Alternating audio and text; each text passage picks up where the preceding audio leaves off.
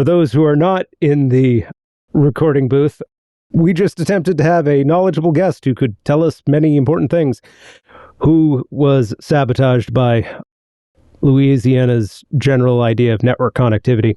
So we'll try that again next week. Yeah, and in the meantime, we have lots of other stuff prepared, so you're not about to hear any kind of off-the-cuff BS for an hour and a half. Oh, yeah. Congratulations. This is going to go great. We got to... So before we try again next week, we got to get Sharon to protect him. Like, she'll know something. Oh, boy. Well, the good news is that Argentina lost in the World Cup final, so we'll lead with that. Everyone's happy about that. It did seem like the just outcome. Yeah. I look forward to not hearing about soccer for at least several months. We're not allowed to talk about either kind of football around Ed, which really feels unfair. You've talked about it a lot. It's the World Cup, man. It's a quadrennial event. And that's why I have been, shall we say, saint-like in my patience. Yeah, Ed, to be fair, has been a good sport about this. And that's doubly admirable because, like, football fall camp starts in, like, 2 weeks. God damn it. Yeah, baby. You're going to hear all about the Knowles, Ed. I pulled up the ESPN app the other day, and it had the Dolphins and Commanders preseason game up there, and I was like, this is a threat. Paul, there's a guy up in Boston that don't like college football, Paul. We got the Seahawks on Hard Knocks this year, so I'm assuming I can pencil in 10 minutes of recap once Weekly. a week once that gets rolling. Yeah. No, you can't.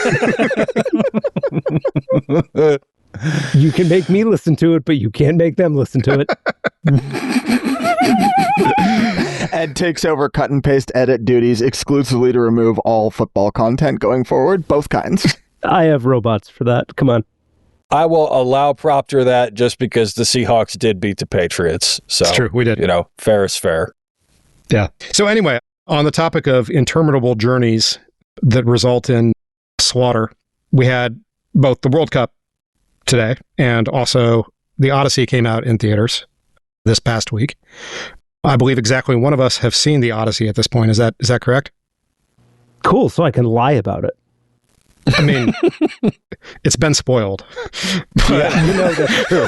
It's only been 3,000 years, Ed. I did see a bunch of Reddit threads where there's like no, Odyssey review, spoilers ahead, and it's like, who is this for, man? So, without actually spoiling it, it is well edited, let's put it that way. Like, it is, Nolan knows what he's doing. It is not the Odyssey, parentheses, Homer. It is very much its own thing. It's awesome. It's the best movie Nolan's ever made, I think. I am having trouble finding a movie that came out in the last 10 years I liked more. This was, to be fair, this was exactly like an Ed movie. So like this one, there is a bullseye and it might as well have been drawn after the fact. It's great. People should see it. It's really funny that this is the movie that everyone got really mad about when, well, I think that would probably be a spoiler episode, but it's real good. Ed saw Anne Hathaway in her MILF era and he was out the door. I'm in for any era of Anne Hathaway, so that's just absolutely put my cards on the table there. Fair. It's interesting. It's the sort of movie I think people who watch it and like kind of have some understanding of the current day will find a lot to think about while walking the dog. It's really well done. It is. I hate calling a movie timely, but it kind of earns it. Yeah, it rips. Did you see it in IMAX or no? Just regular. Regular. Oh, okay. But like, if you're sitting that close, does it really matter? Yeah, I suppose that's true. I've never actually seen a movie in IMAX. Is that actually worth it? Oh, yeah. It depends on the movie, but... it's great if you don't have to pay too much for it. I saw Dune 2 in IMAX, and it was incredible. It really improved the viewing experience. Yeah, we don't have an IMAX that's close enough to just sort of wander out. The nice thing is we have a theater that's just 10 minutes away, which... I can't remember who said this, but a quote that lives in my mind is that the purpose of the movie theater is to show you a thing you've never seen before in a way you've never seen it before. And I think that from that perspective, IMAX delivers. It does, because at this point, I would bet that more people than not have seen a 80-inch OLED TV. You might not have one, but you've seen one, right? Like, yeah, they got cheap. Yeah, they really did. And would I rather have seen this movie at home? Yes, but am I sad to go sit in somebody else's air conditioning for 3 hours? No. Yeah. But yeah, that's the whole thing for me, is I just don't want to pump it all the way down to the movie theater. The nearest one has an IMAX, but it's like 40 minutes away. You really don't need IMAX. Yeah. I don't think so. I thought it was, it was in AMC laser and it was fine. But yeah, it's the most dad movie possibly of the millennium. Wow. Yeah, it's real good. Wow. I have The Martian in my previous top dad movie of the millennium spot. It's pretty good, but I would take this one. Though, to be fair, The Martian's very good, but like I am less of a science fiction movie person, so I am less than impartial here, but they're both good choices. My top dad movie of the millennium is another Nolan flick, actually, and it's one I know Ed does not like. So I really need to hear what you have against Interstellar, because to me that is the quintessential. As the father of a daughter, that's the quintessential dad movie. Well, bear in mind, you are an actual dad. I am a hypothetical dad. I just it's the science fiction movie thing.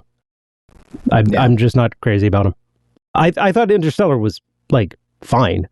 I don't, but it just wasn't. It wasn't a movie for me.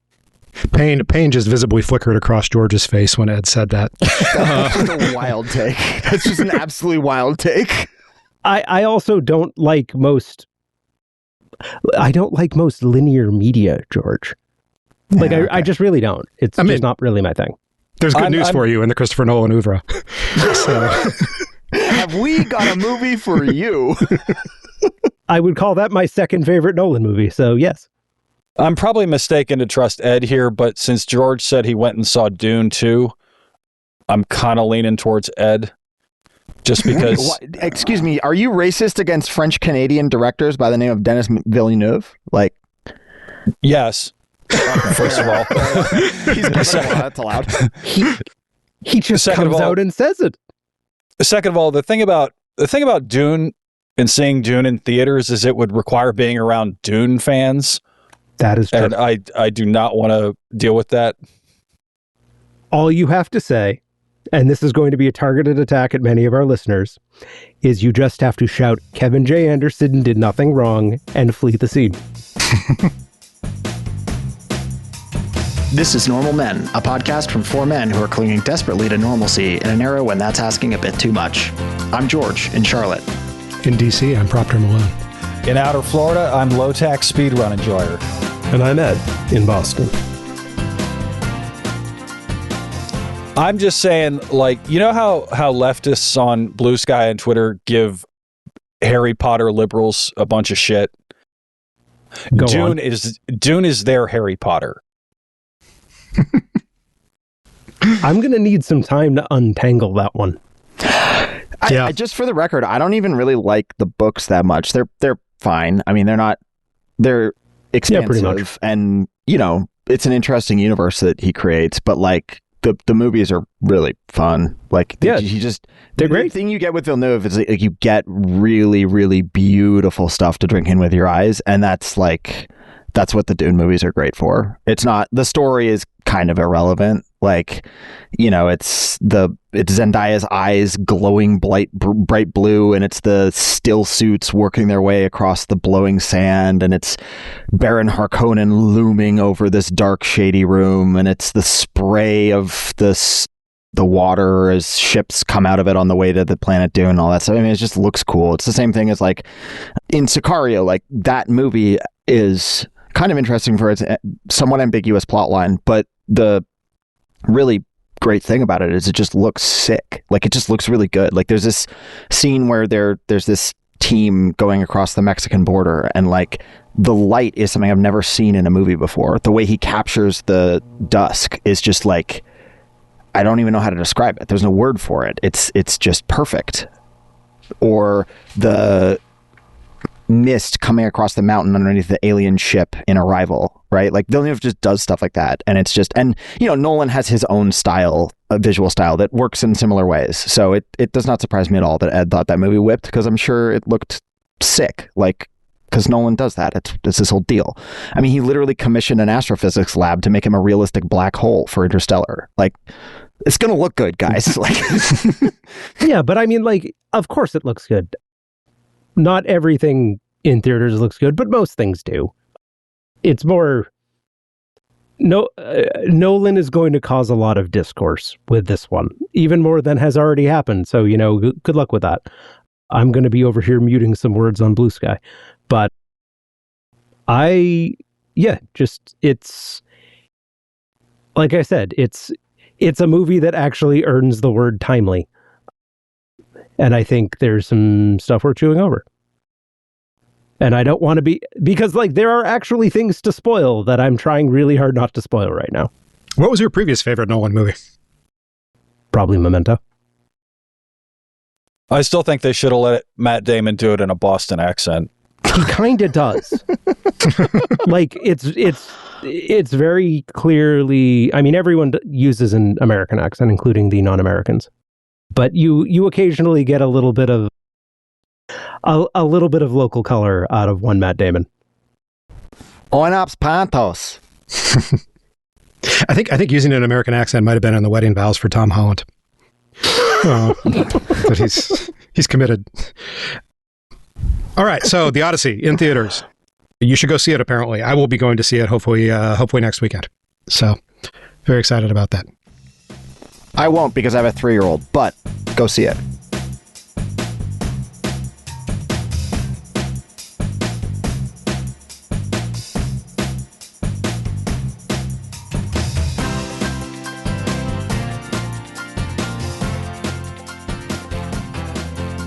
All right, so we've got Maine news that hopefully will be our last Maine news for at least a little while. Wait, are you? I thought we said last week that was the end. Yeah, but we got a de facto nominee now. That's okay, and okay, 5 leave minutes. it there. Fine, all right. Nope. Okay, it's super brief. We talked about Troy Jackson last week. He's won like all of the delegates, so Troy Jackson is now the presumptive nominee for Maine Senate to face Susan Collins. He is the fifth generation logger, former Speaker of the Maine Senate, I think. President pro tem of the Senate. Anyway, he used to run the Democratic side of one of the Maine legislative houses. Unions like him, tough talking populist, vaguely aligned with Graham politically, but hopefully less rape. That's all I have. It's awesome that that there was a whole bunch of discourse going on about how Graham Plattner was irreplaceable, and then within like 5 minutes of Plattner dropping out, everybody's just like, "Oh, never mind. This guy's just as good." Oysters, lobsters, lagers, it's all the same. Yeah. You can address all complaints for further Maine conversation to one Proctor Malone.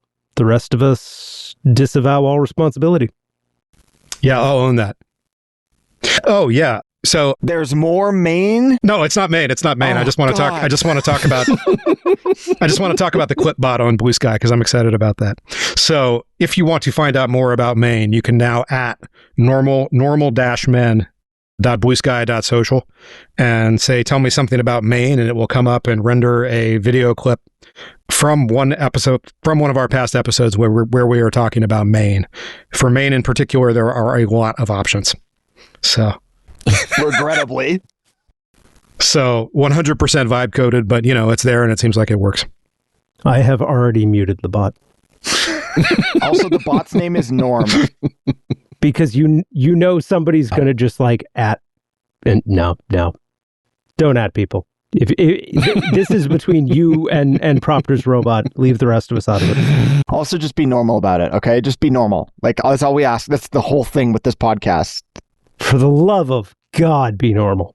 Just be normal. By which we mean do not ask the robot about Maine, because nothing normal is going to come of that. And if you don't, at least make it making fun of Proctor. This is his fault.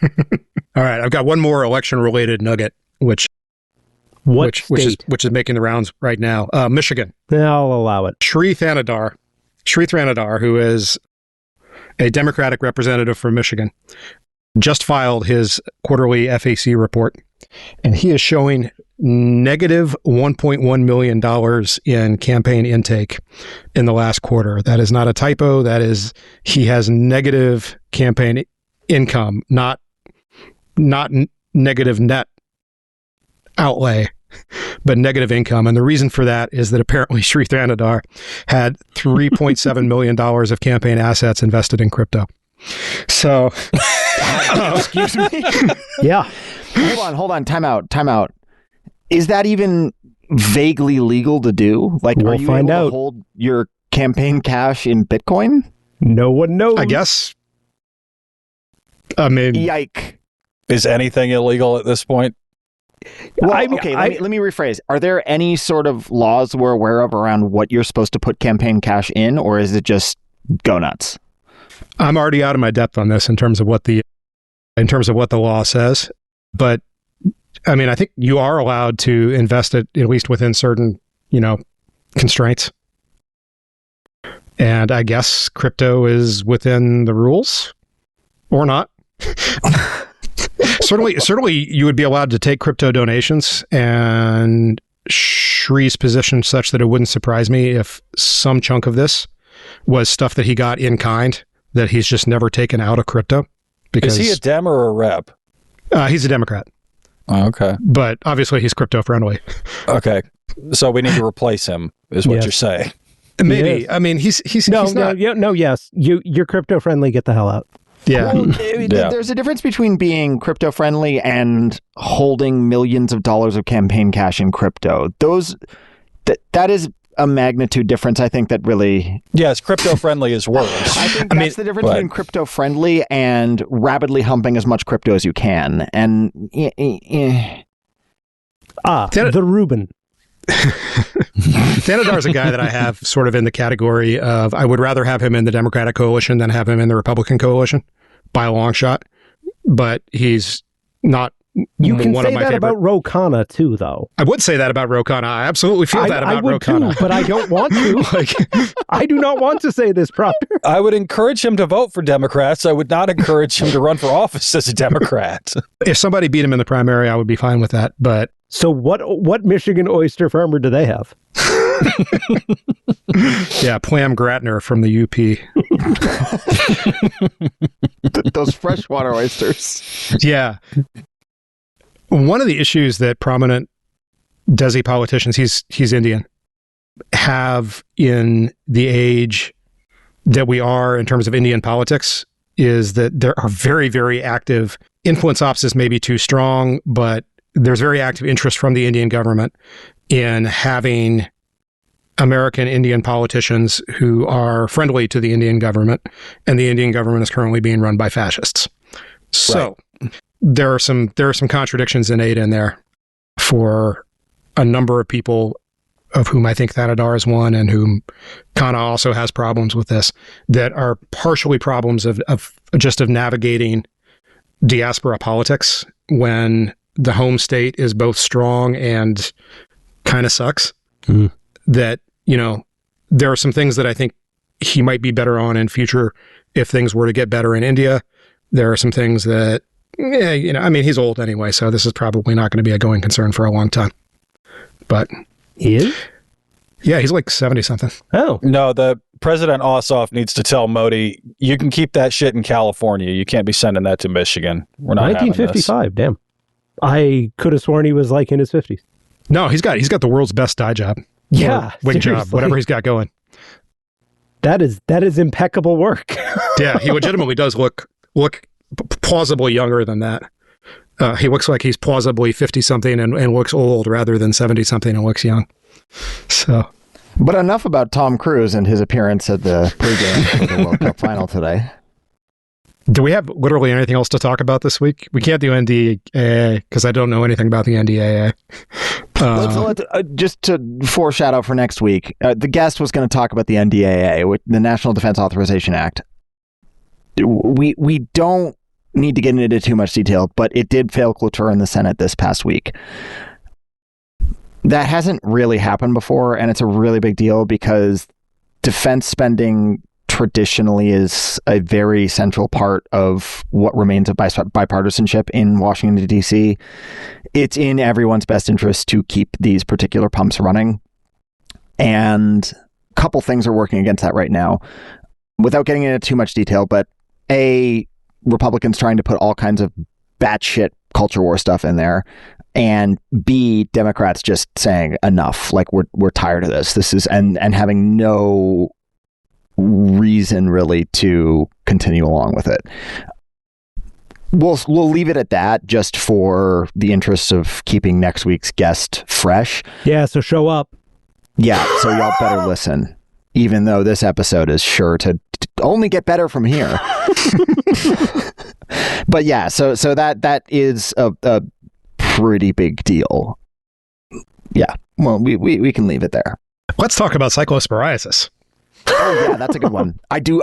This is a good one. Yeah. So first of all, I just want to say to all you people that went after Taco Bell, like get their asses, George. Get 'em. Like y'all need to stop shooting first and asking questions later, because Taco Bell completely vindicated no criminal wrongdoing. It's the campaign ad from Georgia from 3 cycles ago or whatever it was. David Perdue in Georgia. David Perdue completely found innocent, no finding of wrongdoing in a campaign ad. That's Taco Bell. Totally exonerated. Totally exonerated. So what appears to have happened is that Taylor Farms, which I've seen a range of estimates, but probably something like half of the U.S. pre-packaged salad market is controlled by these people. Taylor Farms did an oopsie doodle and had a massive cyclopsporiasis contamination in there. Definitely prepackaged iceberg lettuce, possibly other products as well, although there's not a lot of hard evidence around that. Doesn't mean it won't emerge yet, or it won't emerge in future, but so far hasn't. So they did a voluntary recall, according to them, on lettuce that was produced at their farm in central Mexico. But apparently the FDA or the CDC tested some of the product from their other facilities and went, fellas, you haven't covered it here. You can't just blame the Mexicans for this.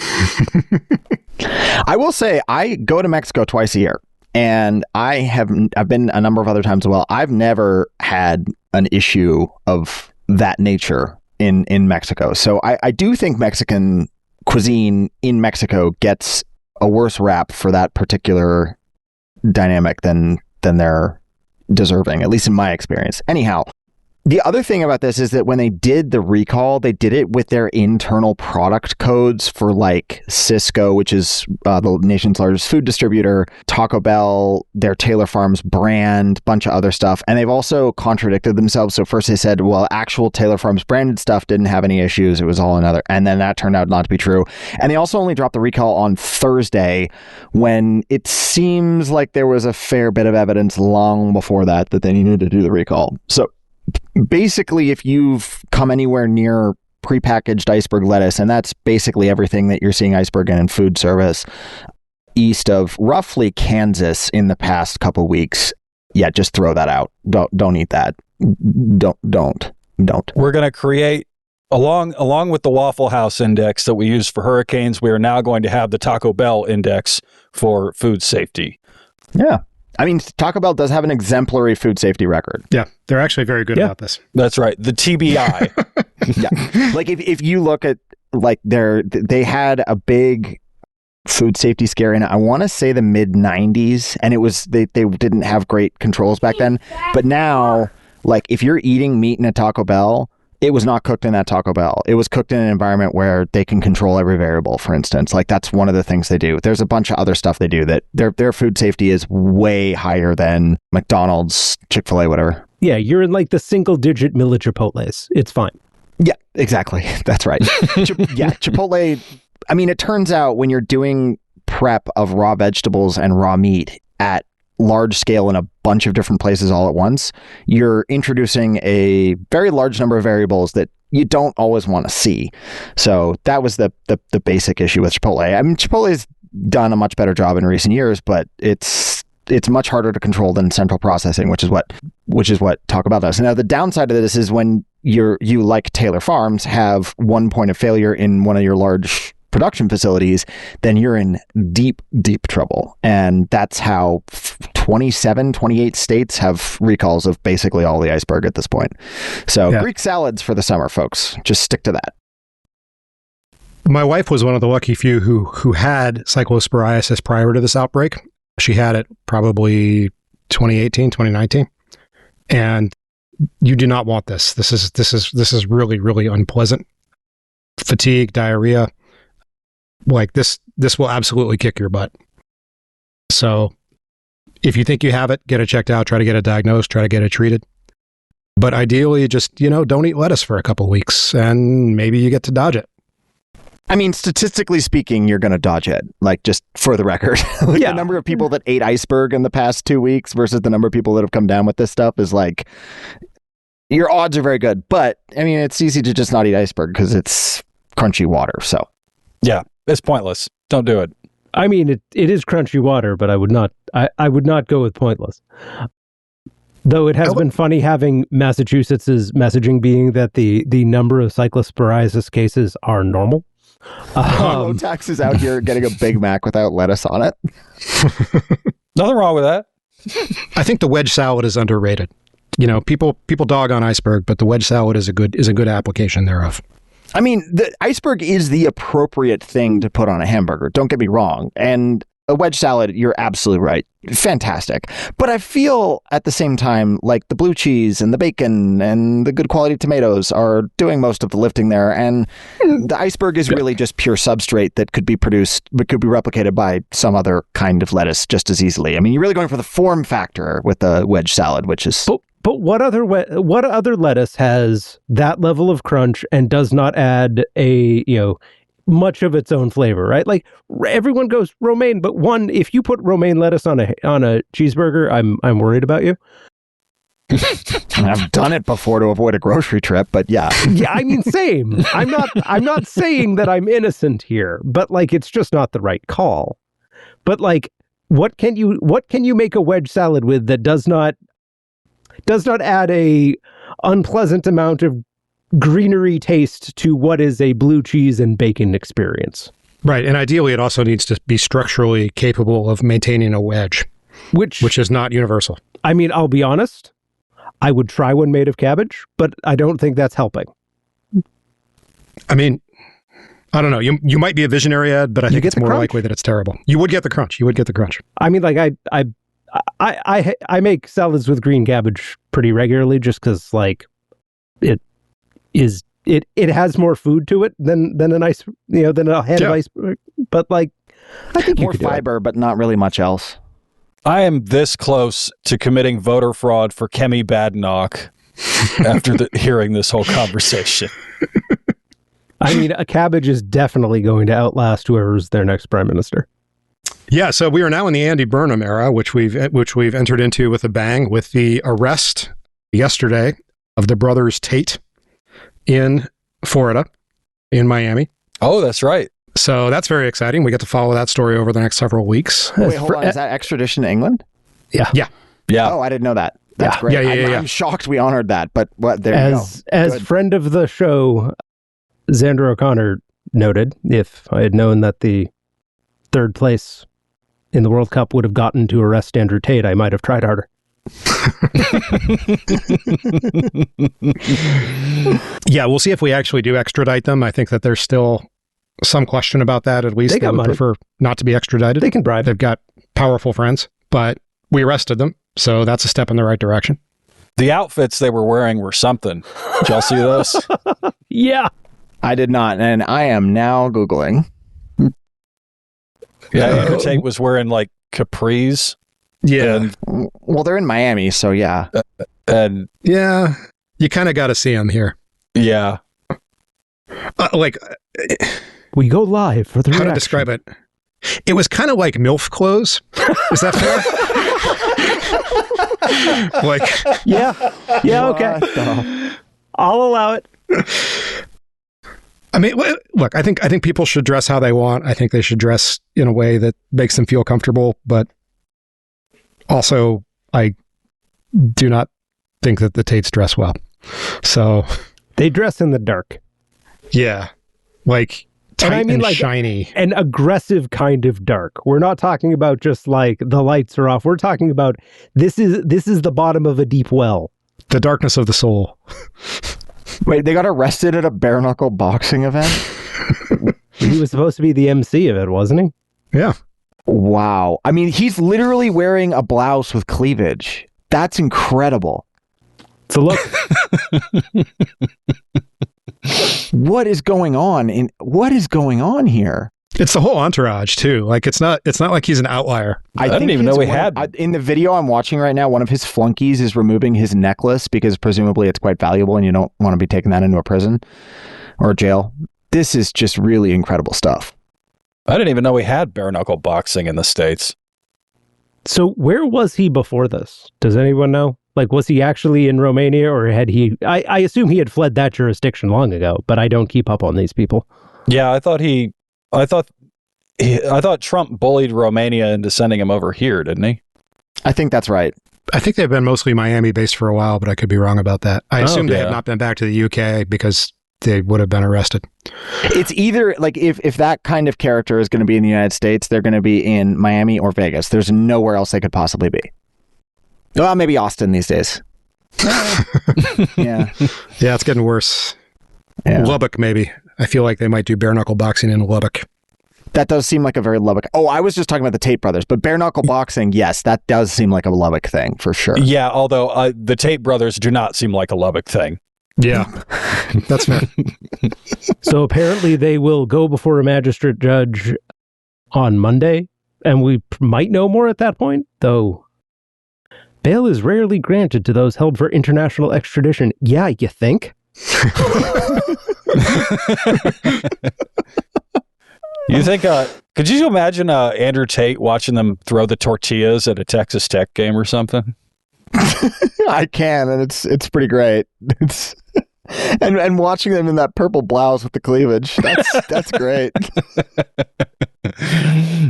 Anyway, this particular extradition is apparently to face charges of child exploitation and CSAM, which I think completes the bingo for the Tates. At least they have four corners, because like they had like 2015 era charges too, didn't they?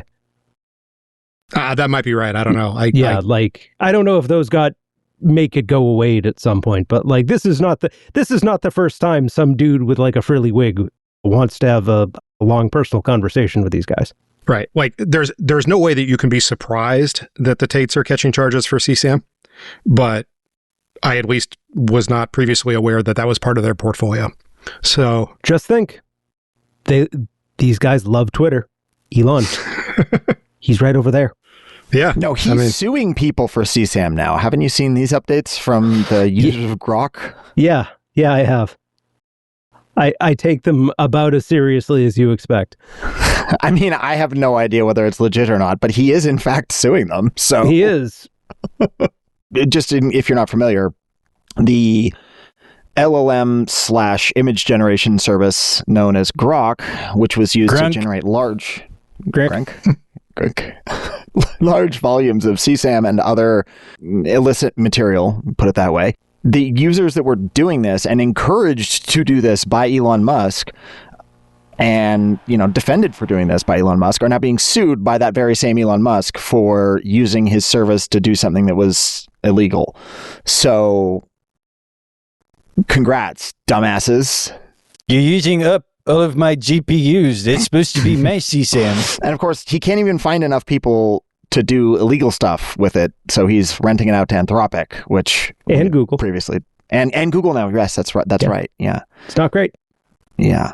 Well, I mean, there's a reason I don't give them money anymore. I mean, there's really no good place to give money to an AI. You say that, and I mostly agree. But hear me out here. OpenAI hates Elon Musk as much as I hate Elon Musk. They're also building the world's largest data center and powering it with just peaker plants. So there's no one good. There might be less worse people, but yes, come on. That's essentially my point. Yeah, right? Okay, fair enough. Like, I'm not going to debate that. You know OpenAI hates that guy. Yeah, that's true. What is going on? What is going on with your computer behind you, Ed? It's very sad. It's very sad and is trying to save itself. Okay. We're just sitting here, and Ed's got a computer screen in his background, and there has been an awful lot of black and white lines scrolling through there, and now it's blue, and that looks bad. my NAS is very upset. It turns out that there has been some disk corruption due to a bad upgrade, and my completely legally obtained copies of For All Mankind are very sad right now. Oh, no. I will have to go completely legally reacquire them because, of course, I have a 100 terabyte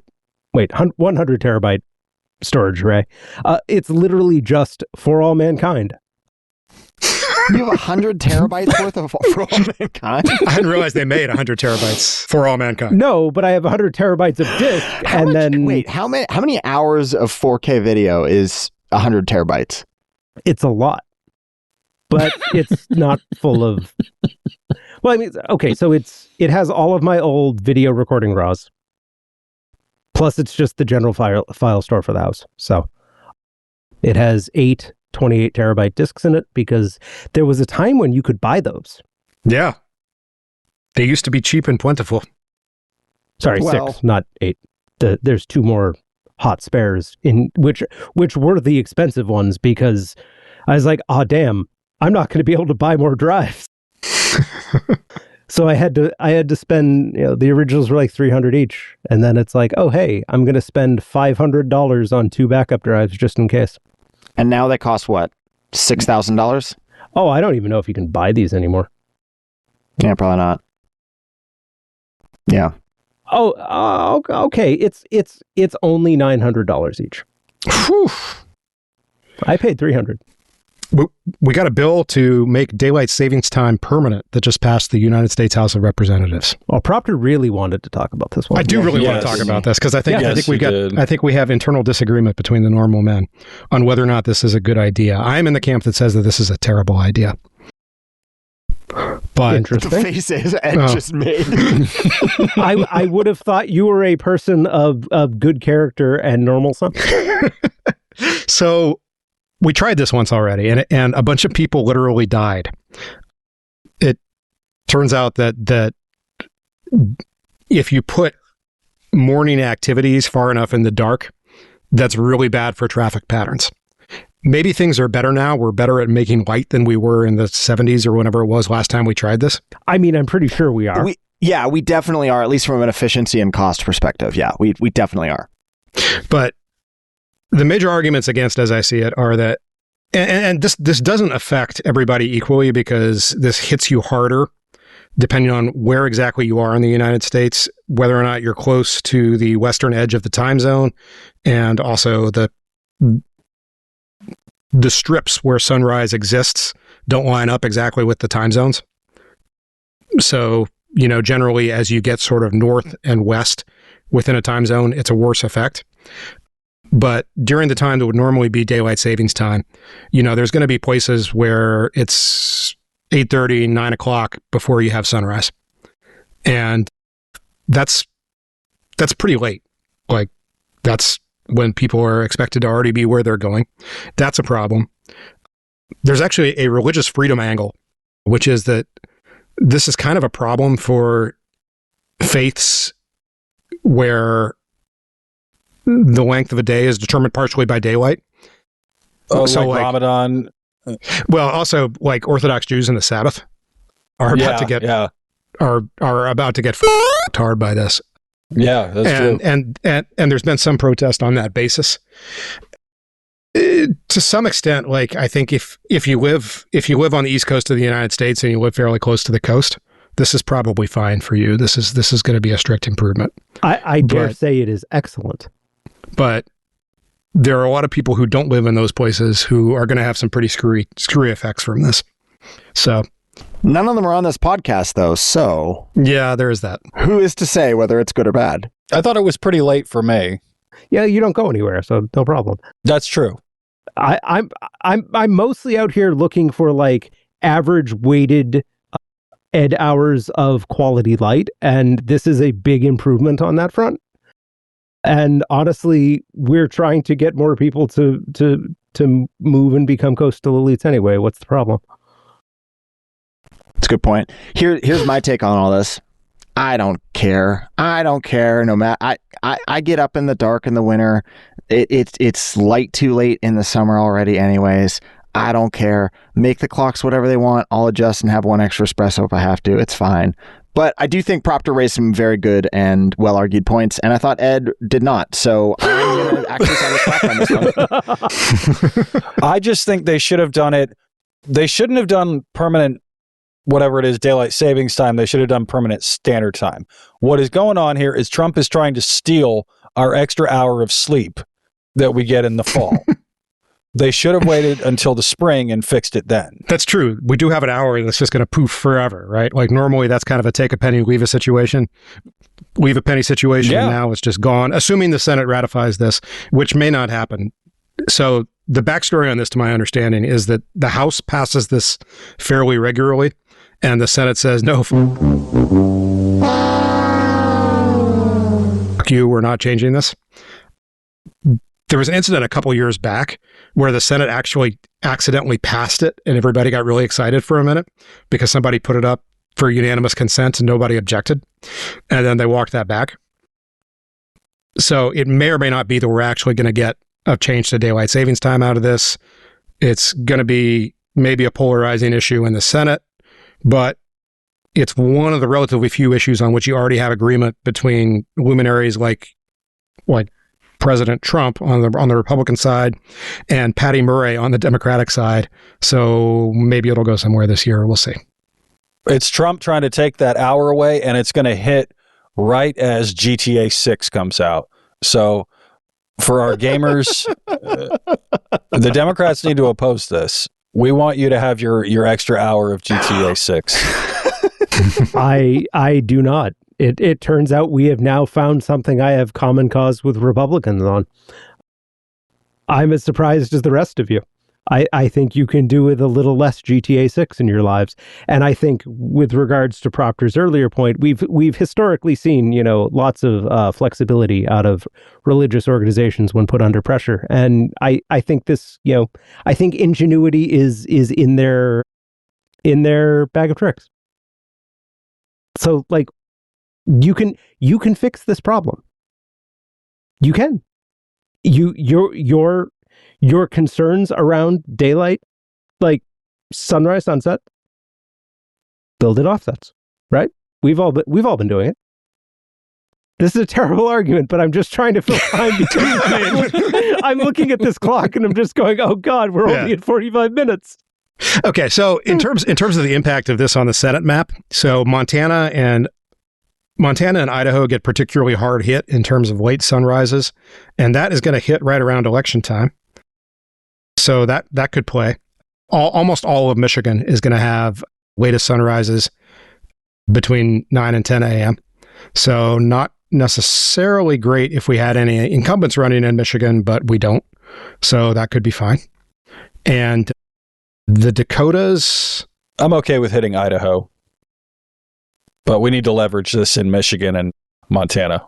Iowa is the other place that really takes it in the teeth, and that's good. We're trying to pick up a seat in Iowa, so there you have it. Have y'all just managed to argue yourself into switching positions on this? I'm just looking for silver linings, man. I still think this is a bad idea, but I think it's more likely than not that it happens from here, and then we'll kind of,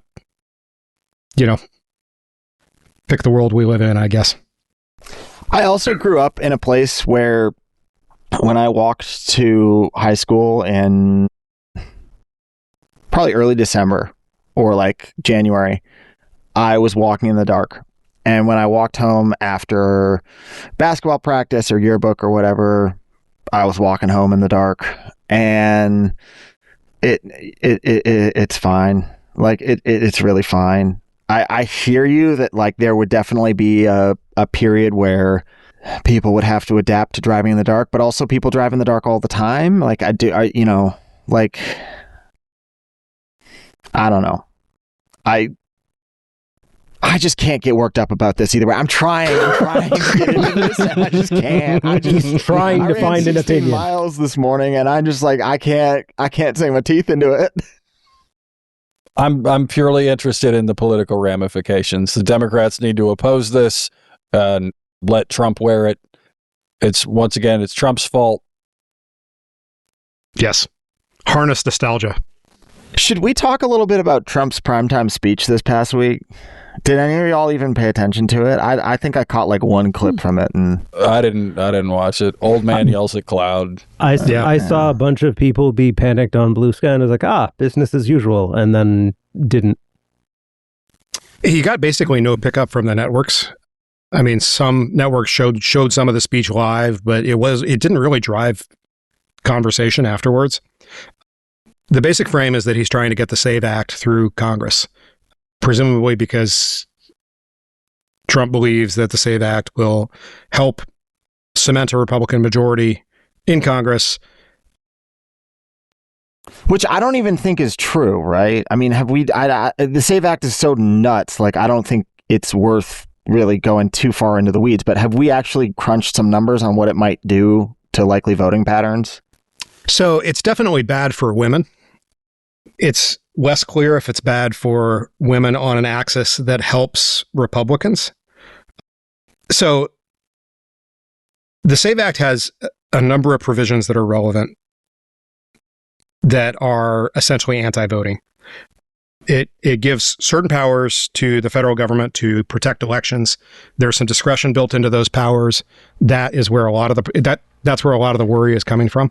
But the big things it does are that it requires certain forms of ID to vote, and it requires that you prove that you are eligible to vote and that you are a citizen to vote. So anybody with a passport has no issue? Anybody with a passport has no issue, is my understanding.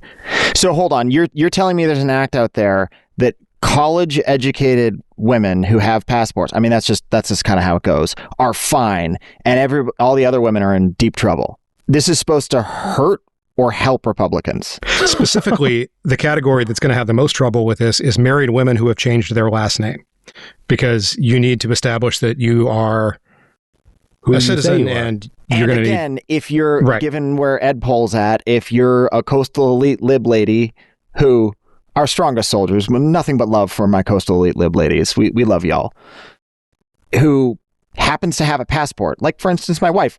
Getting her passport was a royal pain, by the way. She was mad at me for a while about that. And justifiably so. Look, I mean, it's fair. It's fair. What was your interaction with this? Well, she took my name, Ed. So okay, so she's really just mad at the patriarchy, and you're there. Yeah, that's how it works. Yeah, I mean that's fair. You know how this works. But my wife, for USCIS reasons, did not change her name because that would screw up all of her paperwork. Okay. Well, in any event, the bucket that my wife falls into, I mean, I think it's safe to say votes 80-20 Dem, something like that, 70-30 probably. My guess is that if you do the other filter, it's much less friendly, to say the least. Yeah, although our most favorable demographic would get hit by this, right? For sure. Yes. African-American women.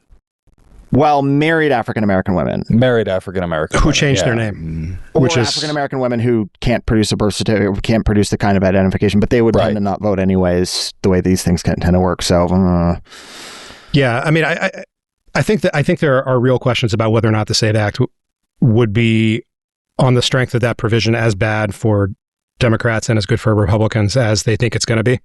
I think it's still very much good policy by Democrats to oppose this tooth and nail.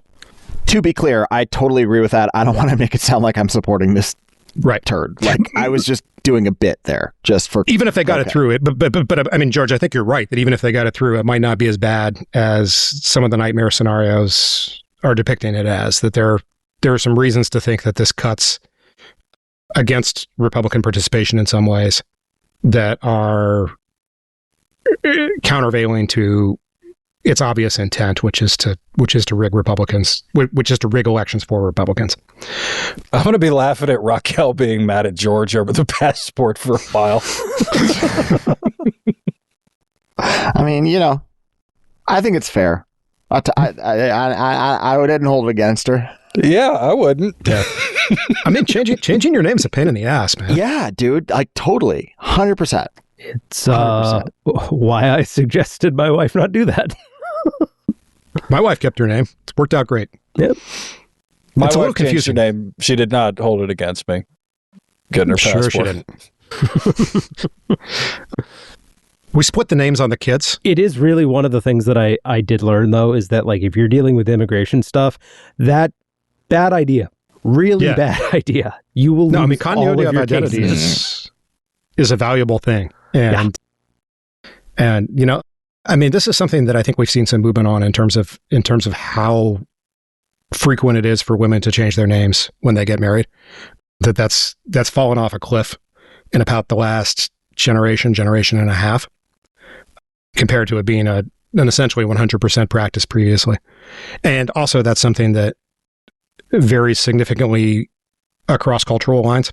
There are some cultures that change their names. There are some cultures that don't change their names.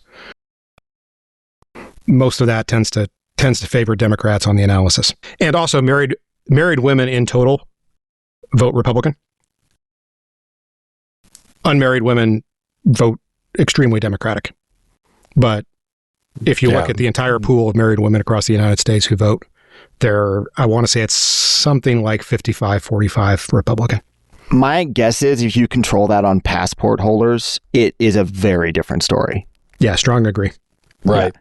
So the other thing I thought that was hilarious was that J.D. Vance was advocating getting this attached to the reconciliation bill, which is just beautiful understanding of how the Senate functions from its highest ranking official. Yeah. Well, I mean, he wasn't there long enough to learn very much. Has he ever learned anything? It's not clear. Sources say no.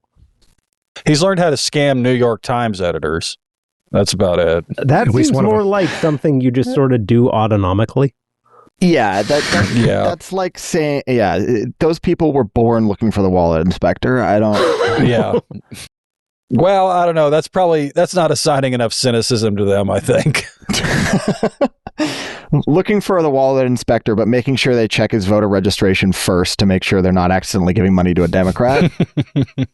If you're not familiar, like the reconciliation process is a budgetary process in the Senate that, the House has to follow the same rules because of the Senate, but it's Senate driven, where basically you write these bills that affect tax policy, and there's a bunch of restrictions around what you can do with them.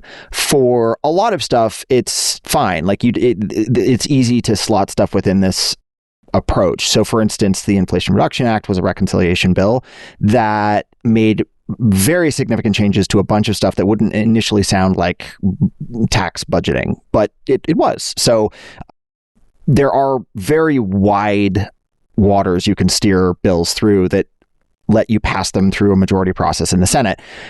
There are some problems with attaching a bill that starts defining what sort of identification you need to vote via the reconciliation process, which is to say you just can't do that. Like, yes, they could fire the Senate parliamentarian. Yes, yada, yada, yada, doomsday scenario. Thune's not going to fire the Senate parliamentarian over that particular issue. It's ludicrous. So, I mean, if he was going to do that, he would have done it 2 years ago, a year and a half ago. Right. So, forget that. So, just complete non-starter from Vance. And I can't decide if he's trying to score points against Thune or if he's just stupid. It's probably both. I don't know.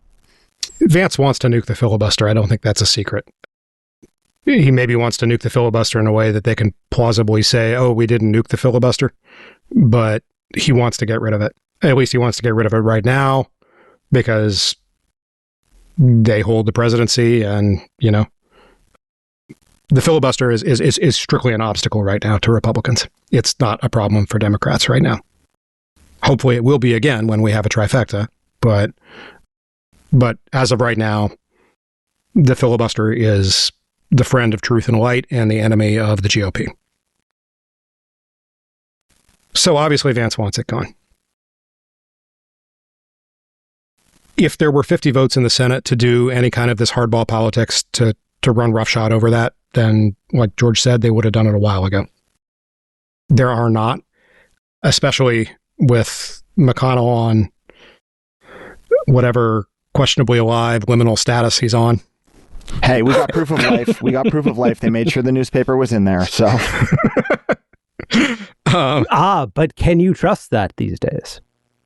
I'm doing a bit. You can't necessarily trust it.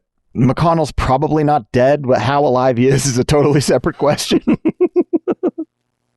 Whether or not he is alive, which we can burn 5 minutes speculating about that in more detail.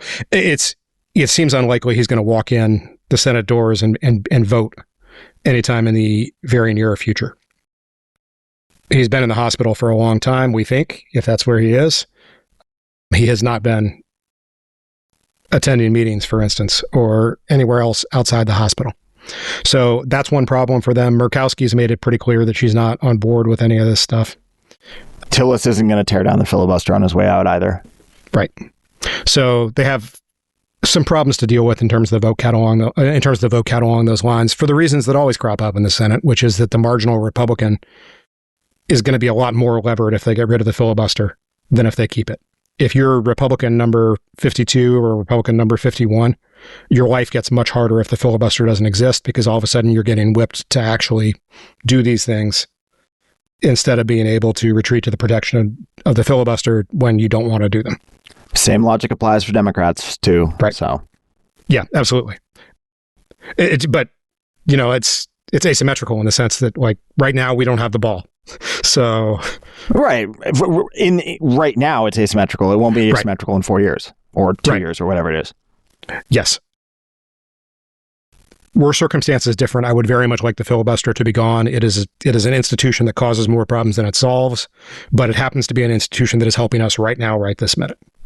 So, purely for tactical reasons, not because of any, categorical imperative, this is how things should be, golden rule type thing. It's something that I would like to keep for now. Thune's not going to nuke it because Thune knows what's coming.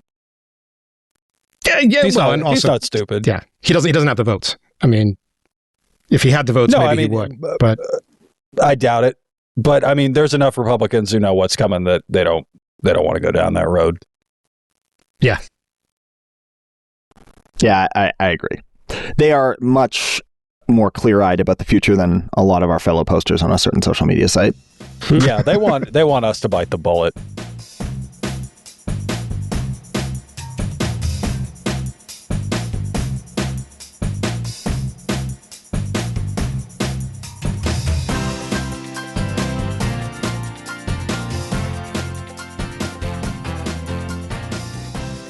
All right, let's find out if we got 15 minutes in the Ed jar on Frontier models, because we've got. Did we talk about the World Cup yet? You're desperate, aren't you? Oh yeah, we did. I think. I guess shipping all that Iberico over to Chattanooga, Tennessee worked. I saw a TikTok right at the start of the World Cup about the hotel that Spain was staying at in their base camp in Tennessee. And which, by the way, was a pretty good choice of spot for them to stay, geographically speaking.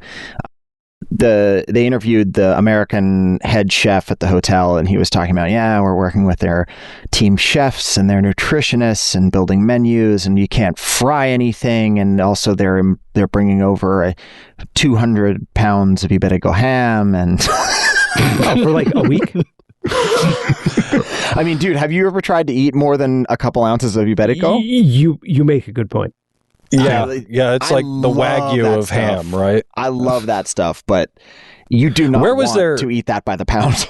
Where in Tennessee was their base camp? Nashville? I'm pretty sure it was Chattanooga. Oh, Chattanooga. Okay.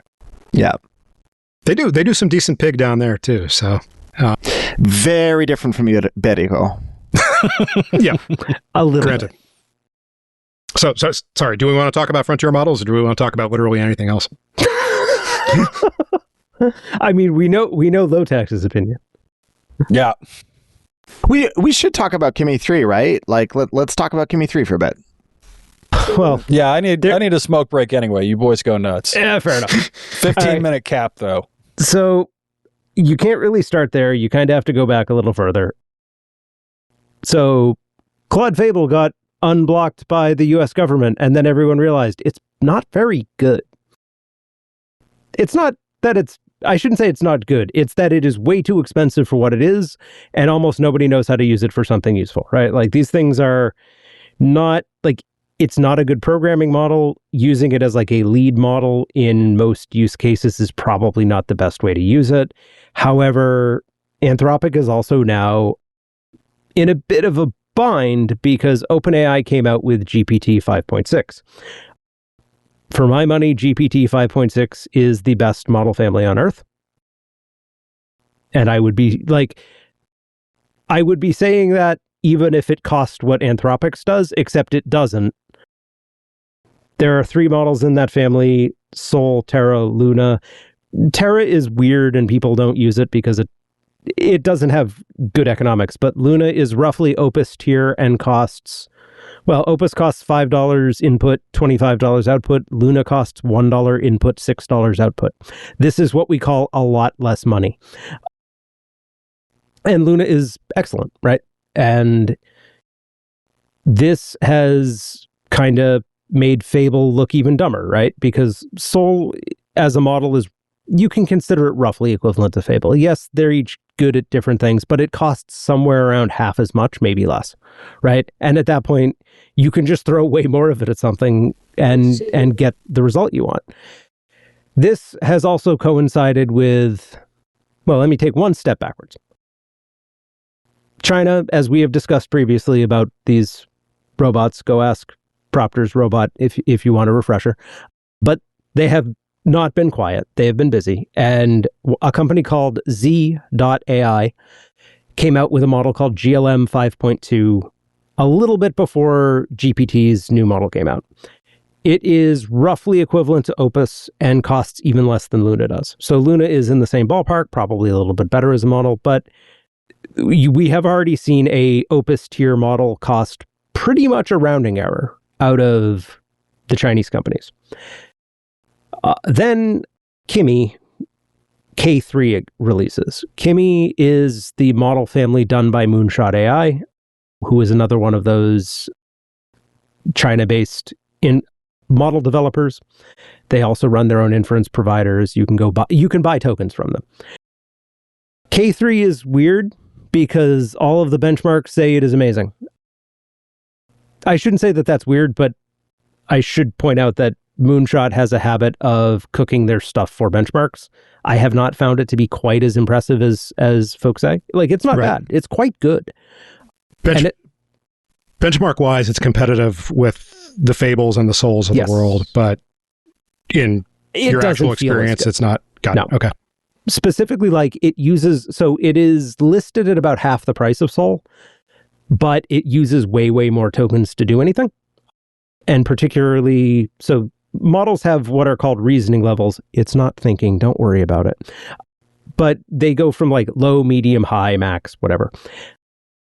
Sol's big claim to fame is it is very, very good at lower reasoning levels. Like most people do not need to go above medium, because if you're doing that, maybe if you're like some kind of crazy mathematician guy, right? But like, if you're writing code, if you're doing like normal stuff with a model, you just don't need it. I rarely go above Sonnet medium. I mean, for what I use it for. And yeah, it's fine. Yeah, totally. I pretty much always, when I was using Anthropic, I ran Sonnet medium, Opus medium for everything. But so K3 is quite good, but it also is way more expensive than it looks like it is. And I don't think it's actually as good as they're saying. That is kind of academic, because one, it's still good enough to make Dario Amodei, CEO of Anthropic, fill his pants. It's a very bad place to be, because they are currently in the process of the American companies eating their lunch, the Chinese companies eating their lunch. Everybody is mad at them for several different reasons, be it product decisions, be it the Elon Musk saga, like, pick a reason. They have fumbled the crown very hard. which doesn't necessarily mean that OpenAI is going to pick it up, but it's not a good spot there. And then notable because OpenAI fumbled the crown for Anthropic to pick up and then subsequently fumble. So and like OpenAI was absolutely fumbling this crown for several years, right? Like they had the unquestioned lead and threw it away because they thought they could get 1 billion ChatGPT users to pay the money, and that was never going to happen. So, but it also doesn't matter that K3 isn't necessarily that great, because Alibaba announced Qwen 3.8 yesterday or today. I don't know. Time has no meaning. They're referring to it as being in roughly the same weight class as Kimi K3, as well as Sol, Fable, etc. And they're promising that it's gonna, they're in full, this is the second coming, promises. It is available on their plan, but I don't pay the money, so I don't know what it looks like. Is that open source? They say it will be. Open weights, rather? They say it will be. Okay. It's not yet. And that's important because right now, let's go back to GLM 5.2, which is, again, it is an Opus class model and it's cheap. I pay the company that makes it, but lots of other people pay just independent inference providers for access to GLM 5.2 because most people don't need more than that. I use it right now. I'm working on a coding harness. I am regularly I have 12 sessions in parallel that are all just running GLM because it costs me nothing, as opposed to GPT, which I also pay for, but like that has actual value. And so we're kind of getting to the point where the marginal value of any given token's worth of, I hate the word, but intelligence is rapidly headed towards zero. If you account for the different token uses for GLM 5.2 or different token volumes for GLM 5.2, so you have to run 12 different parallel sessions, whatever, but all you're doing when you're doing that is paying your inference cost, right? As opposed to an equivalent frontier model to paying a frontier model provider. You're paying both for access to the closed weight model, but also for inference cost and their profit margin, et cetera, et cetera, et cetera. What's the difference in cost there if you're just paying for inference versus paying for a frontier model plus whatever, adjusting for you're going to burn more tokens on the inference only mode because it's a dumber model, but... Well, here's the thing. GLM 5.2 isn't a dumber model. Well, I mean, at the margin, right? It doesn't, when I say dumber, I mean relatively. I don't mean it's a dumb model. I know. What I'm telling you is this is substitutable for Opus at about 20% of the price. Okay, so the inference only costs roughly 20% of the price is what I'm hearing there. Yeah. So if you're running, well, yes and no, because like if I buy this from ZAI, it is $1 in, $4.40 out. That's also the same price that everyone else is selling it at. Like Cloudflare is selling it at that. Deep Infra, US-based companies that are also selling the use of the GLM model. ZAI is not charging. They have no. There's no additional markup for the model. Exactly. And like I guess you could roll in, that Anthropic, GPT, et cetera, are charging for the model, but like if they are, that's real dumb because nobody else thinks they are. Like in terms of the buyers, right? Like no one is putting a ton of value on the fact that it's Claude.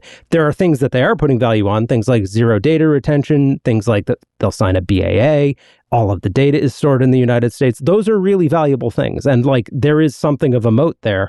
Though again, you can go to somebody like Cloudflare who do have GPUs and will sell you tokens, right? And there's a bunch of other US-based or Europe-based companies that'll do the same thing.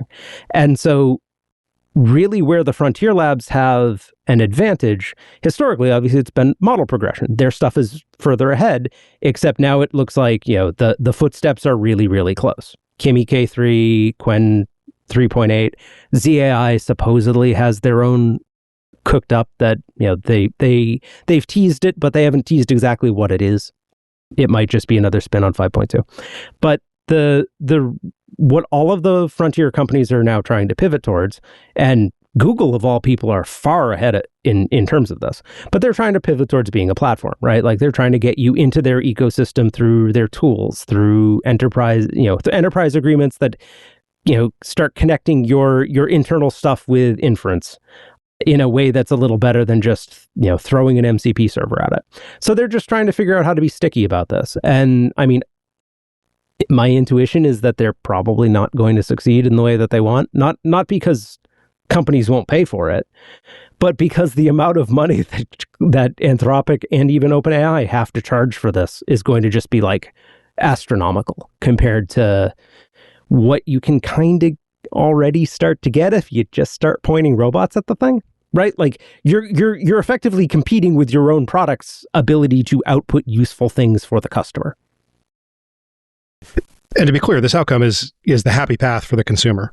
Like, oh, yeah. This is good great. If you're a consumer, that you want this to be commoditized. You want there not to be a significant model premium for the frontier labs. You want everybody to be competing against each other on price to sell you tokens. Yeah.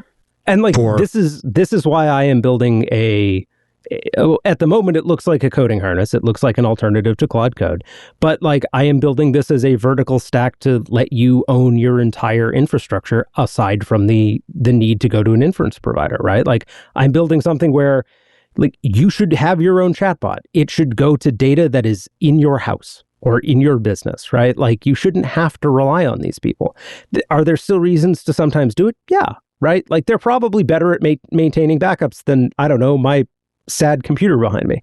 But like most companies can do that these days, especially when you can ask the robot to help, right? Like this is the trap for all of the mega weight we really want to be $1 trillion company problems. What are they going to do, right? They're literally just competing with their own product. Right.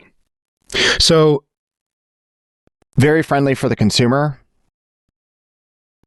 There is roughly $1 trillion a year in capital investment that this is not so friendly for. Mm-hmm. And there's a lot of debt behind that. And there's a hell of a lot more stock market equity market capitalization. Yep. Behind that. And we're all out here going, hello, Mr. Ellison. Right? Yeah, like Oracle has literally bet the company on it. Couldn't happen with nicer people. The flip side is, okay, like we go to a world where everyone owns their own stack, but you're still spending enormous sums on inference. Today. Well, sure, but if the cost is that low, then demand for inference is going to be really high. And a lot of these data center investments, the physical data center investment, forget what they're charging for it, but just the actual ticky-tacky that's going on there is going to have demand behind it. Now, is that demand a 50% EBITDA business, a 20% EBITDA business, a 5% EBITDA business? These different levels matter enormously for the valuations of a lot of different companies. And it's an interesting thing where like what we saw in the telecom boom and bust in the late 1990s, early 2000s is that all these companies invested ungodly amounts in fiber. And what do you know? Demand showed up for it because the fiber was there. It just turned out that it wasn't generating enough cash to cover the initial investment. And you had massive reset on the financial side of the ledger. The physical side of the ledger never really, everything worked as it was supposed to. The dollars and cents side of it was a totally different story. So that's when things get really interesting. Boy, I would hate to be a company that's decided to plow all of and then some of my operating cash flow into CapEx. It's fine. Larry's hedged very well on the media market. He's got HBO, he's got Paramount. He did get rid of Whiskey Fridays with Tony DeCoppel. Oh, that didn't last. Oh, how sad. No. Rip. Just to be clear, he doesn't actually have HBO quite yet because the Democratic AGs. Yeah. Oh, okay. Critical support to our state attorneys general. They've gone on such a buying binge that I can't keep up with what he does and doesn't own anymore. Let's be real though. Like that's gonna eventually end up at the Supreme Court and just get punted, right? Like probably. No? Okay, we'll see. Give me the bull case on that. Well, I mean, I think that I don't understand the legal issues that the various states are bringing forward well enough to say whether or not this is something where SCOTUS could reasonably jump in and preempt them on the law. If we're talking about this as an exercise of raw politics, yeah, maybe. But well, the Supreme Court would never do that. there are financial implications to this, regardless of whether or not SCOTUS eventually does this, because there's a significant breakup fee that may come into play if the state AGs stave this off even for a while. It's hard for me to believe that this is something where the state AGs, who my understanding is they have a pretty good case. This isn't just a political let's throw some sand in the gears kind of thing. Right. There are legitimate state level antitrust concerns that come into play lots and lots of places. There are local interests that are really getting gored by the kind of redundancies that you're going to see created. And therefore, potentially a lot of constituents and a fair amount of state legislative muscle that is behind whatever the state AGs are interested in doing. That this legitimately could be a bar, at least in some portions of the merger internet that I read. There was more concern all the way through about state action than there was about federal action, even when it was still in question whether or not, the admittedly supine organs of federal antitrust were going to stand back and let this happen. So I think it's got a shot. Do I think it's a guarantee that they block it? No, I don't. And yeah, SCOTUS probably is going to rescue them, given the politics and given the extension, assuming that it hits in the right window when Ellison is still politically favored by the powers that be, and the SCOTUS is still doing what it's doing then. But this is all going to take a long time. We're talking about potentially multiple years of litigation even before this gets to the point where SCOTUS could step in and do something. And the financial stakes are high. We've got, I think it was either a $7 or a $9 billion breakup fee if this gets blocked. They paid around that to Netflix. Warner Brothers did when Netflix was staved off by Paramount. So yeah, I mean, it might even be more than that. I'd have to look it up. That's all public record. It's somewhere out there. I mean, there's also, this is really leveraged too. Like, it's expensive to borrow money that doesn't actually lead to synergies that you projected you'd be able to get. Synergies meaning like cost cuts, right? Like eliminating the redundancies that Proctor mentioned earlier. If you don't actually manage to eliminate those redundancies and you've taken all this leverage, and that gets expensive quickly, especially because then you start getting bond rating agency downgrades, and before you know it, you're high yield. And high yield these days isn't actually that high in terms of spread over treasuries, but also treasury yields are high. I mean, so you're talking about 7-8% on a bunch of debt that you really can't afford because you didn't remove that cost. And yeah, I mean, if it stretches for, let's say 5 years, then, oh yeah, they're in huge trouble. If it's 2 years, maybe not. But yeah, and keep in mind, like over those 2 years, you may get into a situation where that cost is mounting and the other side of the Ellison investment empire, Oracle, is in free fall. I mean, that stock hit 52-week lows last week, and the market hates their bonds too. Their bonds trade at high yield levels. Yeah, rated IG. They got similar to SpaceX. They just got downgraded, right, to like one level above junk. They got downgraded last year, I want to say, and then they came out with the equity issuance plan in January, I want to say, and that satisfied the rating agency. So they're not on ratings watch or anything. But I thought there was a change like last week. S&P downgraded their credit rating. Yeah. I mean, I think all the other two had them one notch above junk before S&P would have had an action. But in general, the bonds calmed down a little bit. They sold off really, really hard last year, and then they calmed down a little bit because Oracle basically said, okay, we won't do this all with that. We'll sell some equity as well. Well, the stock has obviously hated that, right? And then you get what Ed was talking about earlier, and before you know it, Oracle is in a tight spot at the same time that Ellison has basically done everything he can, done everything a good daddy does for his fail son in terms of billions of dollars of backing for a media empire that also seems to be in in trouble. So, you know, if things go the right way in the courts and Ed is onto something with, you know, where things evolve from the AI perspective, the Ellisons are going to be in what George Clooney's character in Oh Brother, Where Art Thou would call a tight spot. Don't make me hope. One thing that I think folks don't currently like quite get, though, and I think this puts into perspective some of the issues going on with the way that like this costing is going to shake out, is if you go back to when Opus 4.5 came out, and I want to get the exact date, but I believe it was November 24th. The rough cost of serving a single digit number of users was somewhere in like the $600,000 range, maybe a little more, right? Like you're using B300s, which are $50K a pop, then you need all the infrastructure for it. I know people who are running GLM 5.2, which is roughly substitutable, on a under $60K of hardware, right? Like at roughly full equivalency. They're sacrificing a little bit here and there, but like not so much that most people would notice. And if you're seeing that sort of, if Oracle is to see that sort of shrinkage, that's a really big problem, right? Because like there's, I don't know where all of that very, very expensive hardware and those very, very expensive capital assets go.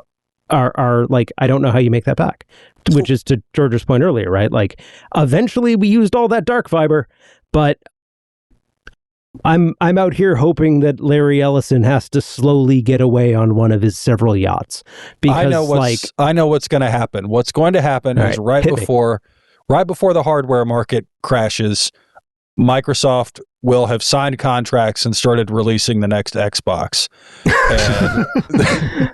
Man, I'm not even sure there is another Xbox.